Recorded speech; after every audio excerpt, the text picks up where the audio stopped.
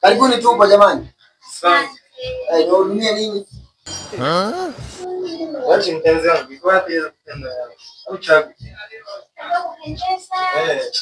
Hiyo kama hii hapa hii. Kama hii hapa hii. Kwa hii. Hizi shilingi hii ni 35. Ndio basi. Sasa kupunguzia hapo. Hapo hebu nipe 30. Sio 30. 20. Kama unania kununua naomba 25 kwa sababu mimi nilikuwa nakupunguzia lakini hauna hela. Kama hauna hela uondoke. Sio maneno basi mpunguzie. Nimesema hivi, hiyo sipunguzi. Punguza na wewe kaka. Unasema sipunguzi. Unapoelekea biashara wewe inaenda kushinda. Kwa sababu mimi nimekupunguzia mpaka 25. Lakini bado naenda kama hauna hela uondoke, sawa? Haiwezekani mtu watu wawili wapenzi hapo hamna hela. Yaani mimi nawapunguzia na nyafu.